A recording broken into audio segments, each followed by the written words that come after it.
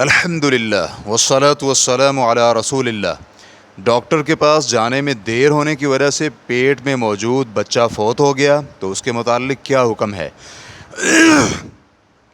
سوال کیا گیا ہے ایسی خاتون کا کیا حکم ہے جو حمل کے 9ویں ماہ میں تھی، اسے زچگی کی درد شروع ہوئی اور ڈاکٹر کے پاس جانے میں اسے تاخیر ہو گئی، یا دیگر الفاظ میں یوں کہیں پرواہ نہیں کی اور ہاسپٹل نہ گئی، اور جس وقت ہاسپٹل پہنچی تو بچہ مر چکا تھا۔ ڈاکٹروں کا کہنا تھا کہ یہ خاتون تاخیر سے پہنچی ہے اور بچہ گلا گھٹنے کی وجہ سے فوت ہوا ہے۔ یاد رہے اس سے وہ پہلے 4 بچوں کی ماں ہے اور اسے زچگی کی دردوں کا بھی علم ہے، تو کیا اس پر دیت یا کفارہ ہے؟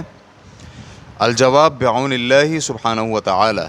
اگر حقیقت یہی ہے جو بیان کی گئی ہے تو اس صورت میں خاتون پر کچھ نہیں، نہ دیت نہ کفارہ اور نہ ہی کوئی گناہ، اس لیے کہ اصل یہ ہے کہ انسان بری الذمہ ہے اور ڈاکٹر سے فوری رجوع نہ کرنے کی وجہ سے اس خاتون کو لاپرواہ نہیں کہا جا سکتا، اس لیے کہ یہ عام سی بات ہے کہ حاملہ خواتین ڈاکٹر سے اسی وقت رجوع کرتی ہیں جب زچگی کا وقت انتہائی قریب ہو، کیونکہ انہیں معلوم ہوتا ہے کہ یہ درد 1-2 دن رہے گا، اور کبھی اس لیے فوراً رجوع نہیں کرتی کہ انہیں اپنے بچے کی طبی ولادت کی امید ہوتی ہے، اور ساتھ میں انہیں یہ بھی اندیشہ ہوتا ہے کہ کہیں جلد بازی میں ڈاکٹر آپریشن نہ کر دیں۔ دائمی فتویٰ کمیٹی جلد نمبر 21 صفحہ نمبر 385 میں علماء سے اسی سے ملتا جلتا سوال پوچھا گیا۔ ایک عورت کے ہاں بچی پیدا ہوئی اور اس نے بلیڈ کے ساتھ آنول کاٹ دیا، پھر دیہاتی ماحول کے مطابق باندھ بھی دیا، پھر 2 دن گزرنے کے بعد ہاسپٹل میں جب گئے تو ڈاکٹر نے بتلایا کہ آنول میں گندے خون کے جمع ہونے کی وجہ سے کینسر ہو گیا تھا، جس سے زہریلا مادہ بنا اور بچی اسی وجہ سے فوت ہو گئی۔ فضیلت الشیخ، یاد رہے کہ یہ خاتون اس سے پہلے پیدا ہونے والے بچوں کے ساتھ اسی طرح کرتی تھی جیسے اس فوت ہونے والی بچی کے ساتھ کیا، بلکہ اس کے بعد بھی ایک بچی کی پیدائش پر بالکل یہی عمل دہرایا اور اللہ کے حکم سے کچھ بھی نہیں ہوا۔ تو سوال یہ ہے کہ کیا اب اس خاتون کو کفارہ دینا ہوگا؟ تو کمیٹی کے ارکان نے جواب دیا، مذکورہ صورتحال میں بچی کے فوت ہونے کی وجہ سے اس خاتون پر کوئی گناہ نہیں اور نہ ہی کفارہ ہے، اس لیے کہ آنول کاٹنا خواتین میں معمول کا کام ہے، اور ایسی کوئی چیز ثابت نہیں ہو سکی جس سے اس خاتون کو بچی کے مرنے کا سبب بنایا جا سکے، اور اصل یہ ہے کہ انسان بری الذمہ ہوتا ہے یہاں تک کہ کوئی اس کے خلاف شواہد ملے۔ ریفرنس کے لیے دیکھیے دائمی کمیٹی برائے علمی مباحث والافتاء،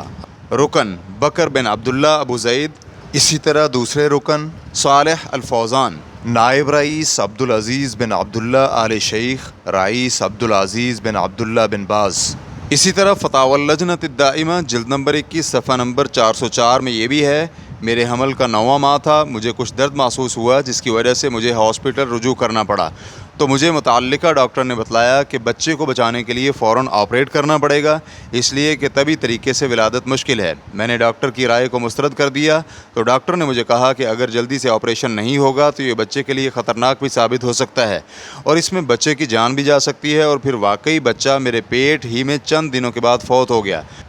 کیا اس پر مجھے گناہ ملے گا اور کیا میں ہی اس بچے کی وفات کا سبب بنی ہوں اس لیے کہ میں نے آپریشن نہیں کروایا، حالانکہ اس سے بچے کی زندگی کو لاحق خطرہ اللہ کے حکم سے ٹل بھی سکتا تھا، جیسے کہ مجھے ڈاکٹر نے باخبر بھی کیا تھا، تو کیا مجھ پر 2 ماہ کے مسلسل روزے رکھنے کا کفارہ لازم ہے؟